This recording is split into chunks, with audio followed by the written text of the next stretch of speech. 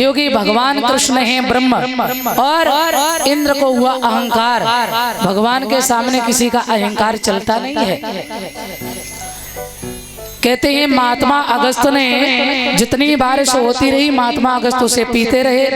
और एक तरफ ये भी बताया जाता है भगवान का सुदर्शन चक्र सुखाता रहा। और सबसे बड़ी बात है जहाँ भक्ति है वहाँ अहंकार नहीं, जहाँ अहंकार है वहाँ भक्ति नहीं है। इंद्र नतमस्तक हुए गिरिराज महाराज की तलेटी में रहने को भगवान से इजाजत ली है। भगवान ने आशीर्वाद दिया है। बोलिए गोवर्धन महाराज की। सुखदेव जी सावधान करते इधर वही समय आया है भगवान कन्हैया ने सुंदर पांडाल बनवाया यमुना के किनारे। और कन्हैया ने बांसुरी बजाई है। हर गोपी को भगवान बुला रहे हैं। कैसी बंसी बजी,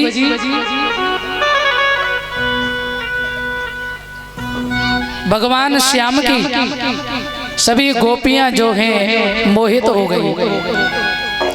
आ जाइए बताया है।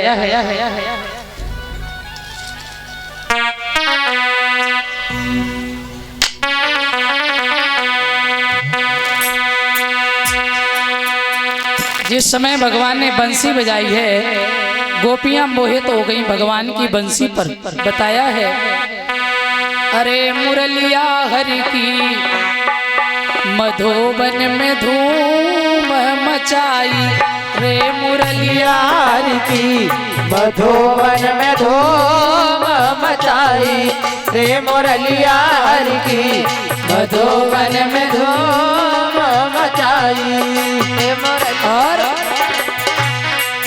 अरे वृंदावन में बंसी बाजी त्यों भुवन धुन छाई हो। वृंदावन में बंसी बाजी त्यों भुवन धुन छाई। अरे ले बीड़ा नारद जी दौड़े हो। अरे ले बीड़ा नारद जी दौड़े शिव समाधि बिसराई रे मुरलिया हरि की मधुबन में धूम मचाई रे मुरलिया हरि की मधुबन में धूम मचाई।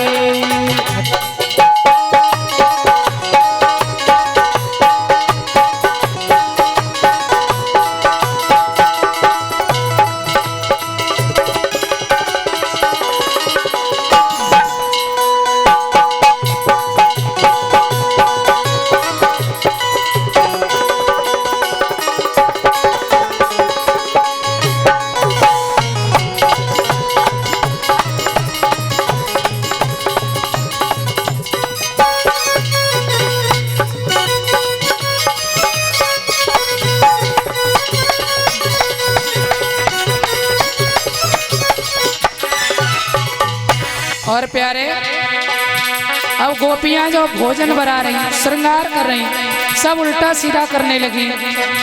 अरे जैसी तैसे उलटे सीधे गृह कार्य निपटाई हो। जैसे तैसे उलटे सीधे गृह कार्य निपटाई हो। अरे उलट कर श्रृंगार गोपियां हो।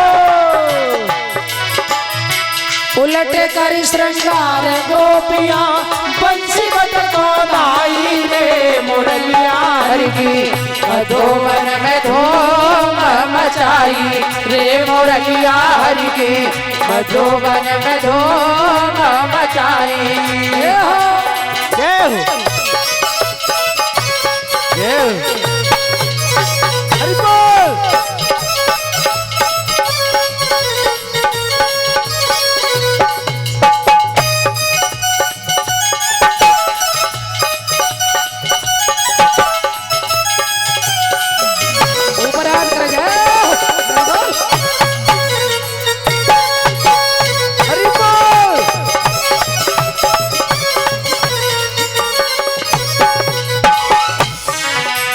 अब देखो गोपी उल्टा सीधा कार्य कर रही है।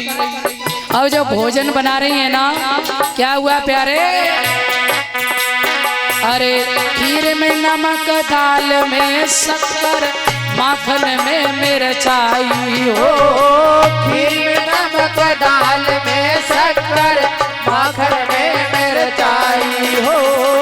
गौ को साग पति को भूसा हो गौ को साग पति को भूसा ऐसी मत बोराई रे मुरलियारी की मधुवन में धूम मचाई रे मुरलियारी की मधुवन में धूम मचाई।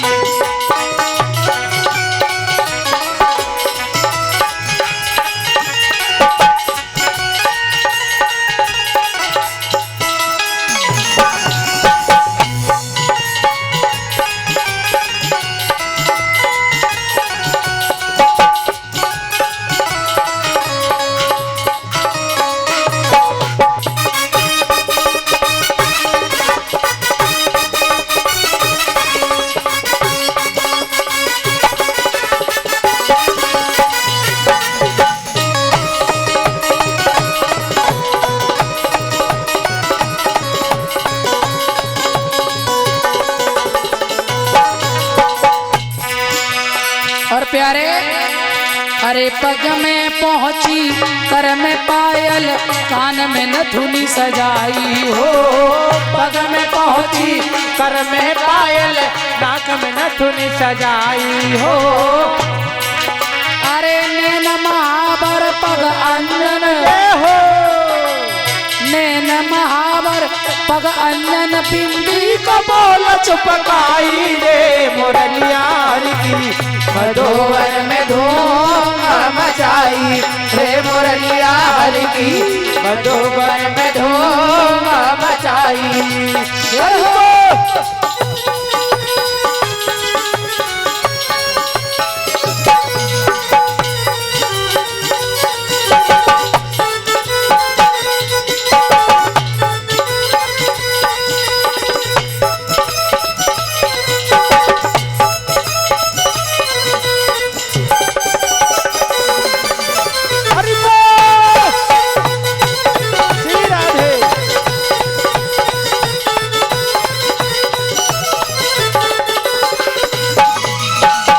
बोलिए रास बिहारी भगवान की। उल्टा सीधा श्रृंगार किया गोपियों ने और सब भाग पड़ी यमुना के किनारे जहाँ भगवान की बंसी बज रही है। ध्यान देंगे जब गोपियां पास में गई हैं प्यारे बंधुओं, भगवान कन्हैया ने जैसे ही देखा गोपियों का सम्मान किया है। स्वागतम वो महाभागा प्रिय किम करवाणे वा ब्रजिष्यानामयम कश्यत ब्रियुता गमन कारणम। पहले भगवान ने कहा स्वागतम सुस्वागतम। आइए देवियों आपका स्वागत है। और स्वागत करने के बाद में भगवान बोले यहाँ जंगल में अर्धरात्रि के समय आने का कारण क्या है? काहे को आई? गोपियां नीचे सर कर गई, पहले तो बुला तो और फिर कह रहे काहे को आई। भगवान ने कहा पतिव्रता की एक कहानी सुनाई। बताइए तुम भी एक पतिव्रता हो। एक पति हल चला के आता है और जब घर आया है पत्नी सेवा कर रही है, छोटा सा उसका बालक है और पति सो जाते हैं। पत्नी के पैर पर सर रख के छोटा बच्चा जाके अग्नि कुंड में गिर जाता है। उस पतिव्रता मैया ने सोचा यदि मैं बच्चे को उठाने जा रहे हैं तो मेरा धर्म नष्ट होगा, और यदि यानी पति की सेवा छोड़ रही तो मेरा पतिव्रता धर्म नष्ट होगा, और बच्चे को निकालने नहीं जा रही हूं तो मेरा बेटा मर जाएगा। उसने प्रार्थना की हे प्रभु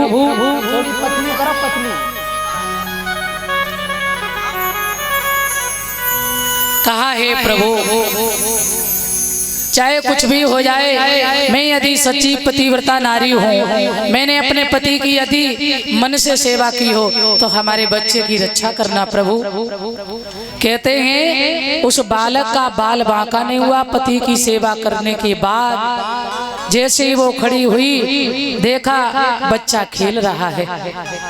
भगवान कन्हैया बोले ये है पतिव्रता भक्ति की शक्ति।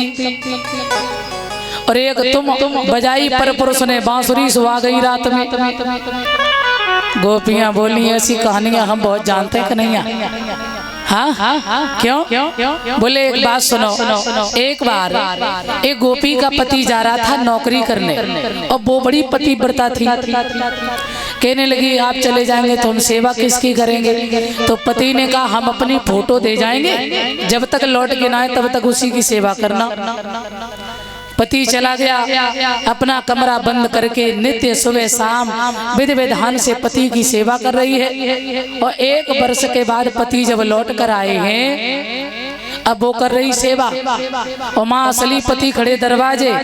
गोपी प्रश्न करके बोली कन्हैया थे अब लाला मुझे बताओ ऐसे समय उस पतिव्रता नारी को क्या करना चाहिए? असली पति दरवाजे खड़ा फोटो की कर रही पूजा।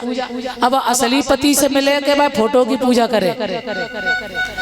भगवान कन्हैया बोले इसमें क्या पूछने की बात, जब असली मिले फिर नकली की क्या जरूरत है?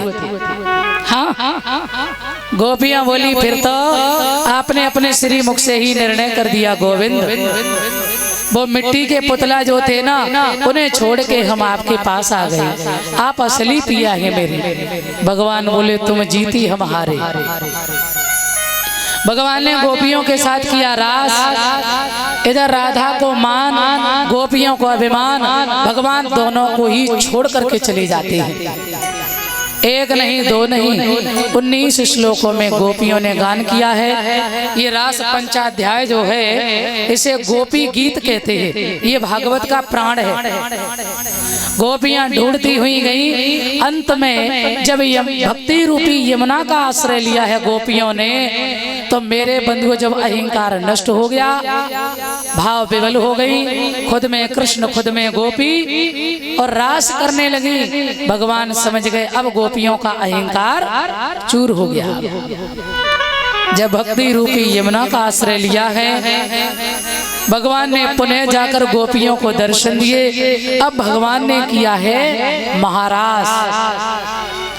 त्रिभुवन सुंदर गोपी हैं और मेरे कन्हैया भी बहुत सुंदर हैं। अब भगवान का महारास होने के लिए चला है। आ जाइए। और उस महाराज को देखने सभी देव जा रहे हैं, महादेव भी आए हैं जनाने बनकर। आ जाइए।